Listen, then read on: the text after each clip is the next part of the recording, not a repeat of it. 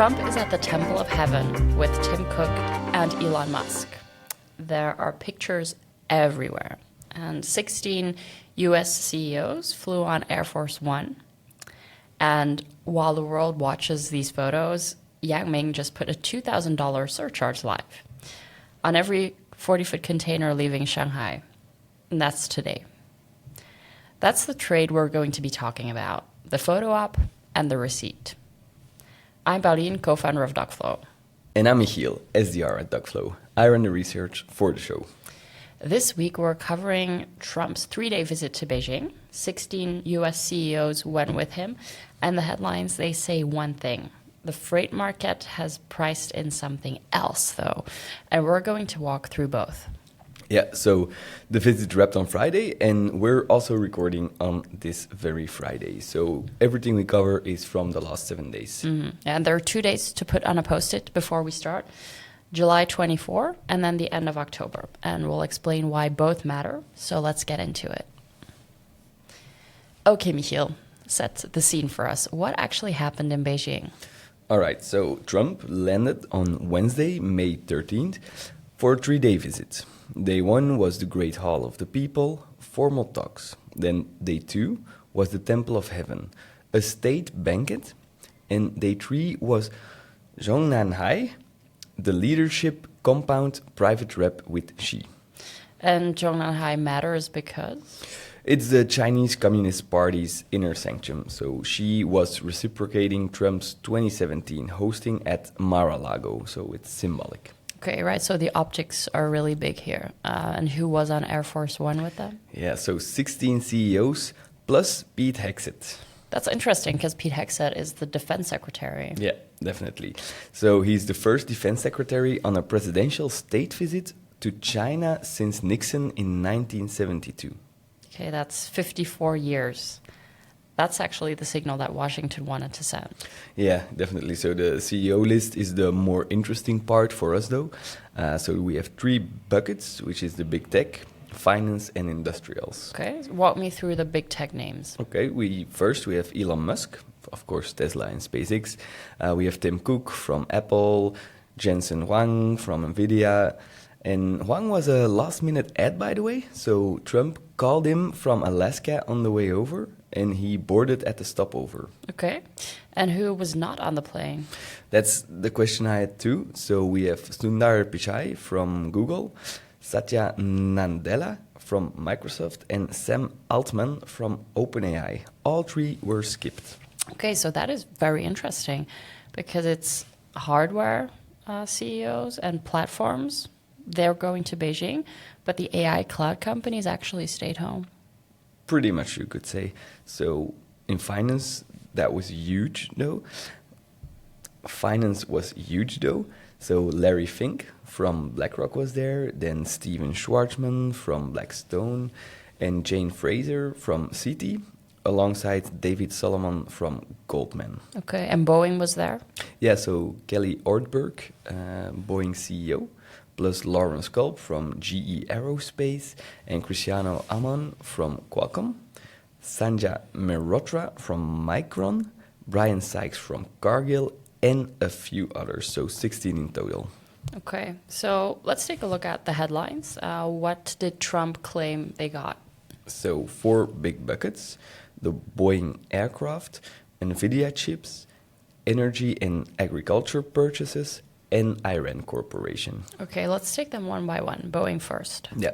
So Trump told Fox News, and I quote, Boeing wanted 150, they got 200. 200 jets. Okay, how did the market react to that? Not that good. So Boeing stock dropped by 4% on the news. On a 200 jet order? Yeah. So Jeffries, they had modeled 500, so the number really missed the expectations. Mm-hmm. So the headline that looks like a win was actually, to some investors in Boeing, was disappointment. Mm-hmm. Yeah, correct. And no signed contract has been publicly disclosed. No aircraft makes, just Trump's verbal claim to Fox. Okay. What about Nvidia? That's an interesting one. So the US Commerce Department cleared the H200s, which are chips used for heavy AI processing. So now they can sell to about 10 Chinese firms, where we have Alibaba, Tencent, ByteDance, JD, and Lenovo. Okay, so that's a real win for Nvidia.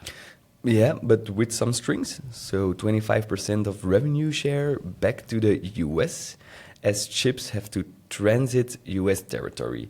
And there's a cap of 750,000 units. Mm-hmm. And what about the Chinese side? So within 24 hours, Beijing reportedly told Chinese firms to pause the orders. So 0 chips have actually shipped. Okay, so the announcement is actually the deal. The deliveries are pending or paused. Yeah, pending or paused, take your pick. Either way, the operational reality is that no chips have moved. Okay, that brings us then to the next part, which is energy and agriculture. So we have 12 million metric tons of soybeans, US crude oil from Texas, Louisiana, Alaska, LNG. And Iran. So we have a joint commitment that the Strait of Hormuz stays open. She reportedly agreed not to provide military support to Iran, which Trump confirmed that on Fox News. Now the question, tariffs. Were any tariffs cut? No, None. none. So the framework that holds is from November of last year. The Busan deal, the US reciprocal layer at 10%, fentanyl tariffs at 10%, both originally struck down by the Supreme Court in February, replaced by a 15% Section 122 surcharge, and Section 301 tariffs on Chinese goods are unchanged. So EVs are still at 100%, semiconductors at 50%, and solar also at 50%. So we got the photo, but we didn't get the tariff cut. That's the read. And here's the part that I keep coming back to. Tim Cook, 3 days in Beijing, and he actually didn't say a single word on the record. Cook, well, he attended, he posed, but he said nothing. So this is how Apple plays geopolitics. They show up, don't speak, protect the supply chain. Yeah. And then we have a last point on the visit. Trump invited Xi to the White House for September 24.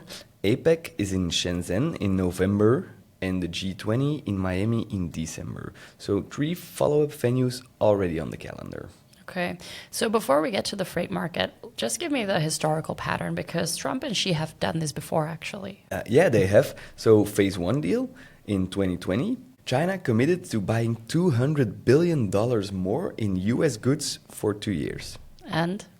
Chad Bown at the Peterson Institute documented that gap. So China was 40+% short in year 1 and they never caught up. Okay, so commitments don't always translate into purchase.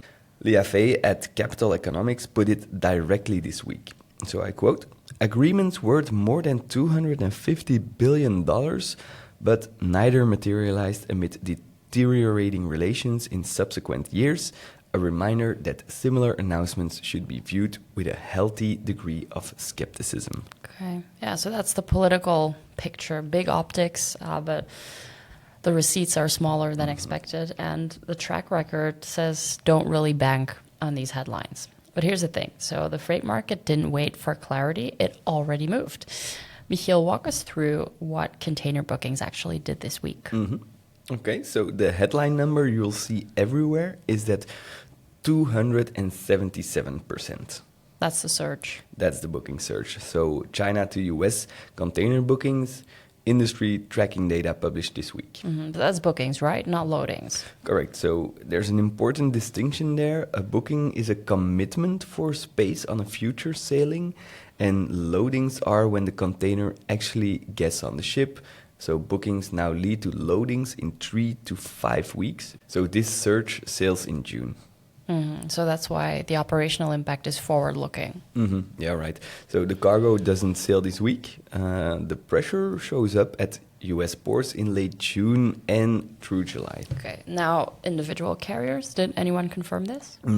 Hapag-Lloyd CEO, so Rolf Haben Janssen, on the earnings call, he said bookings were up 50% in the first 3 days. And a direct quote here, we deployed some smaller ships on the Trans-Pacific instead of doing blanks. So now we will reverse that and deploy bigger ships again. So the carriers are scrambling to put capacity back. Exactly. And here's why that matters more than the booking number itself. The rates moved immediately. Okay, give us the Drury numbers. Yeah, so Drury World Container Index published May 14th, Shanghai to LA, $3,357 per 40 foot, which is up 10% week over week. Okay, per box. Yeah, per box. And then Shanghai to New York, $4,252, up 14%. Okay. And the Mediterranean lanes? So Shanghai to Genoa, $3,701, so up 20%. And then we have Shanghai to Rotterdam, $2,413, so also up 11%. And then there was Yang Ming. Yeah, Yang Ming, they just put a $2,000 per 40-foot general rate increase live. So effective today on May 15th. Yeah, so a forwarder with open spot bookings on Yang Ming this morning, their cost basis just really reset. Yeah, it reset upward, yes. Okay, now the capacity question, because this is the part that hurts more than the 2025 version of this story. So last May, when Trump and Xi did Geneva, we saw a similar booking surge, but the market entered that surge with more available capacity. This time, the capacity was already cut. Okay, how much was it already cut by? Carriers had blanked 19% of West Coast Asia North America capacity in April and 17% on East Coast. So Sea Intelligence estimates between 180,000 and 540,000 TEU of cargo was already stranded in China before the surge hit. So the supply side was actually very thin. Yeah, very thin. And here's the brutal part. Vessels, yeah, they can't teleport. Okay, let's try an analogy. Of course, go for it. All right, so think about a restaurant that just laid off half of its kitchen staff. There were no new customers for a month, so they couldn't afford to keep all the kitchen staff. Then a tour bus pulls up with 100 people, and the dining room can seat them, that's fine, but the kitchen can't feed them for 2 hours. That's exactly the Trans-Pacific right now. Right, that's the Trans-Pacific. So the ships are there in theory, they're just somewhere else doing other trades, and pulling them back into the area takes time. Yeah, 40 days on minimum. That's like the vessel redeployment leg. Yeah, and 40 days from now is end of June. So that's when this cargo will actually be moving. Which is the bottleneck stacking up. So we have the booking surge meets the cargo arrival, and nothing is caught up yet. Okay, so what are the carriers doing specifically? So Gemini, which is Maersk and Hapag-Lloyd, is swapping smaller ships back to bigger ships. So they also launched a new service called WC6 in Xiamen, Busan, and Long Beach. Okay, Ocean Alliance. So Ocean Alliance, they just activated their Day 10 product, 394 vessels, 22 Trans-Pacific services, and about 180 port pairs. This was planned, by the way, so not a reactive move, but the timing is convenient. Yeah. Then Premier Alliance? So ONE and Zhongnanhai are launching a new joint service. So Qingdao to Ningbo, Los Angeles, and Oakland. First sailing on May 18th, and 5 ships on a 6-week cycle. Okay, what about MSC? Yeah, MSC controls 21% of the Trans-Pacific capacity, so they have the largest fleet to redeploy from, and they've been silent publicly. Okay, that usually means that they're acting first commercially and then announcing later. That's the read. So now here's the part I want you to react to. So Asia to Europe is doing something counterintuitive. Tell me. So weekly, Asia-Europe rates are rising, and Shanghai-Rotterdam is plus 11%, Shanghai-Genoa plus 20%. So it looks like the Trans-Pacific surge is pulling Asia-Europe up too. Okay, it sounds like there's a but. Yeah, the monthly trend is the other direction. So Schneider data, Far East to North Europe, down 8% month over month, and Far East to Mediterranean is down 12%. Okay, so the weekly print says one thing, But the monthly trend actually says the opposite. Yeah. And carriers cut Asia-Europe capacity by 5% this week to defend the rates. So they're trying to manufacture tightness because the underlying demand isn't there. Okay, so which signal should we trust? The monthly trend usually, but there's a wild card. So Xi committed in Beijing to keep the Strait of Hormuz open and to potentially reopen it. Okay, so that's the picture. Political theater on one side, freight market reacting in real time on the other. The question is now, what does a forwarder actually do on a Wednesday morning? Yeah, so they don't care about the Temple of Heaven photos. They care about whether their booking makes it on the boat, what it costs, and where the cargo lands. Let's get to the action list. For the action list, we have 8 items, and we're just going to rapid fire them to you. I'll frame them commercially, and Michiel will add the operational detail. Number 1, book June and July sailings today. Yeah, so late May is exhausted and June is filling. So the effective window to ship before tariff uncertainty returns is mid-July. So that's 8 to 9 weeks. Number 2, multi-carrier, multi-gateway. Yeah, do not concentrate on West Coast or a single alliance. East Coast capacity is still up year on year. Number 3, recost open tenders against the May 14 WCI. So spot is now $1,550 to $1,750 above contract on the West Coast. So carriers will pressure on minimum quantity commitment gaps from suppressed April volumes. So get ahead of it before they bring it up. Number 4, issue client rate advisory now and don't wait for invoices to land. No, so build a surcharge matrix by carrier, by route. So Yang Ming's $2,000 GRI is live today. CMA CGM has a PSS active. MSC has an EFS up to $644 per box on Asia to US. Number 5, confirm equipment availability at origin before accepting bookings. Especially on those inland Chinese ports. So empty repositioning takes 2 to 4 weeks. Standard dry van will get squeezed, and reefer is a separate process. So book reefer independently and earlier. Okay. Number 6, audit US side drayage and chassis pools. Call the DCLI, the TRAC, a FlexiVan, and confirm late June and July availability now. So the vessel queue at LA and Long Beach could double 17 to 42 vessels, matching the prior cycle. That ripples into chassis pools and truck appointments. Number 7, request extended free time at booking stage. 7 to 10 days instead of standard 4 to 5. So carriers grant this at the booking moment, almost never retroactively. This is the cheapest insurance against demurrage you can get. Ask for it on every booking this week. Number 8, pre-alert customs brokers and ISF filers. Yeah, so ISF must be filed 24 hours before loading, and CBP exim rates spike during import surges. Brokers get overwhelmed, and pre-alert is free, so use it. Okay. 8 items. None of them are heroic. All of them are operationally pretty boring, but that's the point. Boring beats reactive when the capacity is short. And now the contrarian risk, because this isn't all upside, of course. Hit them. 3 days and 1 bill.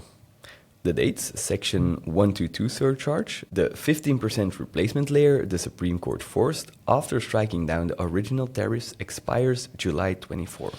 Okay, and no auto extension. No auto extension, so the Congress would need to act or another mechanism gets layered on. Okay, what's the second date? The Busan Truce, so the framework holding all current tariffs levels, expires end of October. All right, and the third date? So Trump and Xi follow up at the White House on September 24.